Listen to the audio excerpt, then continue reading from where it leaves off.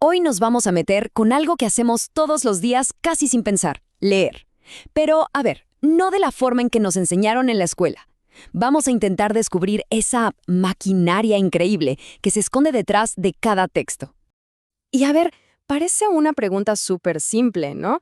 ¿Cómo leemos? Pero la verdad es que debajo de esa facilidad hay todo un sistema, una maquinaria invisible que está trabajando a toda marcha. Para empezar a entenderla, arranquemos con una idea que es fundamental. Uf, esta cita es perfecta. Lo dice todo. Porque claro, leer se nos hace tan natural que ya ni nos acordamos de lo que nos costó aprender. Se nos olvida que es una habilidad, un código súper complejo que nuestro cerebro descifra a una velocidad increíble. Bueno, la idea hoy es justamente esa, volver a mirar esa complejidad pero con otros ojos. Bien, y para meternos de lleno en los distintos métodos de lectura, vamos a usar una metáfora. Imaginan que estamos parados frente a una catedral gigante, y junto a nosotros hay distintos tipos de visitantes. Cada uno, claro, va a mirar la catedral de una forma completamente distinta. A ver, nuestro primer visitante es un historiador del arte, uno de los buenos. Se sabe de memoria la cultura de la época, la teología, las técnicas de construcción, todo. Su interés, fíjense, no está solo en la catedral en sí, sino en todo lo que la rodea, en su contexto. Y miren las preguntas que se hace. ¿Quién la construyó? ¿Cuándo? ¿Qué quería decir el arquitecto? Si se dan cuenta, todas estas preguntas apuntan hacia afuera de la catedral. Buscan al autor, su intención, la historia. El historiador quiere encontrar el significado original, ese mensaje que el creador quiso dejar. Este es, digamos, el método de lectura más tradicional, el que casi todos conocemos.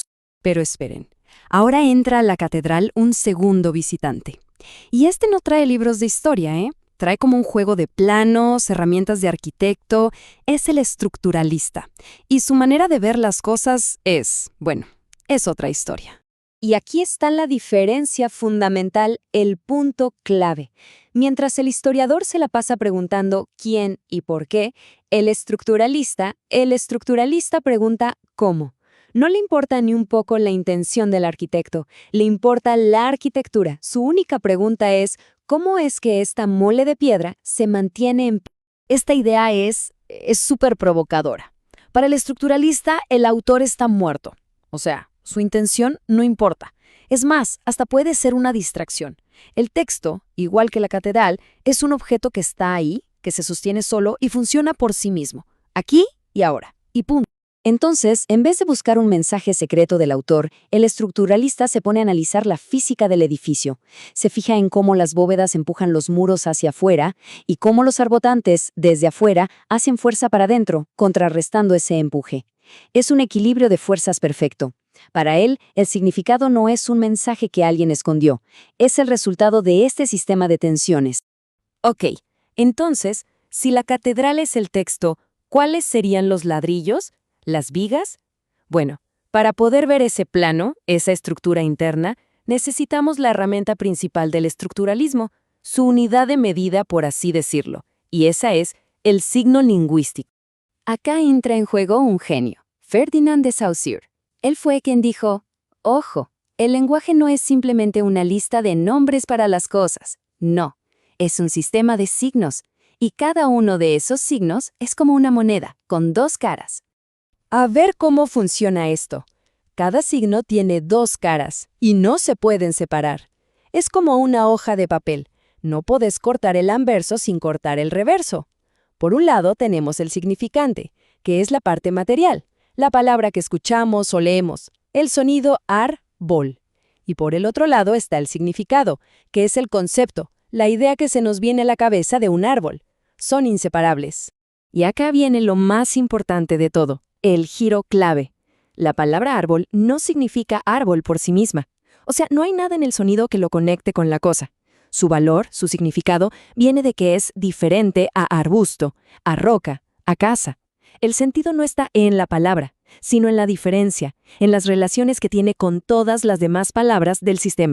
Bueno, con esta herramienta tan potente en la mano, la idea del signo y del sistema, veamos ahora cómo los pioneros del análisis estructural la usaron para hackear las historias y descubrir su gramática secreta.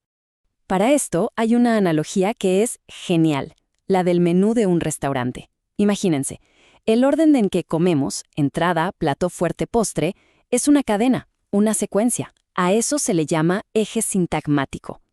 Pero después, para cada paso, tenemos opciones. De entrada, sopa o ensalada. Esas opciones que podemos intercambiar están en el eje paradigmático. Bueno, cualquier historia, cualquier frase funciona con esa misma lógica. Una combinación de elementos en secuencia y una serie de elecciones posibles en cada punto. Y uno de los primeros que se dio cuenta de esto fue un tipo llamado Vladimir Prop. Se puso a analizar cientos y cientos de cuentos de hadas rusos, y lo que encontró fue alucinante. Vio que aunque los personajes cambiaban, un héroe por aquí, un dragón por allá, la estructura de fondo, el esqueleto de la historia, era siempre el mismo. Y su gran descubrimiento se puede resumir en un número: 31. Prop encontró que todos los cuentos estaban armados con una secuencia de hasta 31 funciones o acciones narrativas, siempre en el mismo orden. Cosas como el héroe se va de su casa, recibe un objeto mágico, lucha con el villano. Era como el código genético de los cuentos de hadas. Luego vino Claude Lévi-Strauss y llevó la cosa un paso más allá. Aplicó este mismo método a los mitos de culturas de todo el mundo y dijo que los mitos son, en realidad, como máquinas lógicas, herramientas que usan las sociedades para pensar y resolver las grandes contradicciones de la vida. Y lo hacen a través de pares de opuestos: vida y muerte, naturaleza y cultura, lo crudo y lo cocido. Entonces, para ir cerrando, ¿cuál es la gran idea de todo esto? ¿Qué nos queda después de este recorrido por la catedral del texto? Creo que esta cita lo dice de una forma perfecta. La tarea del análisis estructural es encerrarse adentro del texto, olvidarse del autor, olvidarse de la historia. La misión es desarmar esa máquina, ese texto, para ver cuáles son sus leyes internas, sus engranajes, esas tensiones que hacen que todo funcione y produzca significado. Así que la próxima vez que uno se sienta a ver una película o abra una novela, queda flotando esta pregunta: más allá de la historia que nos cuentan en la superficie, ¿cuál es la gramática oculta que la sostiene? ¿Cuáles son esas fuerzas, esas oposiciones que hacen que todo tenga sentido? Las herramientas para empezar a buscarla, bueno, ya las conocemos.